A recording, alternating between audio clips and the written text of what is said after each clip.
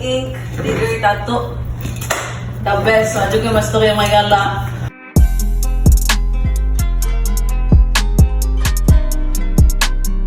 Ang akong gipatato kaning Japanese na word.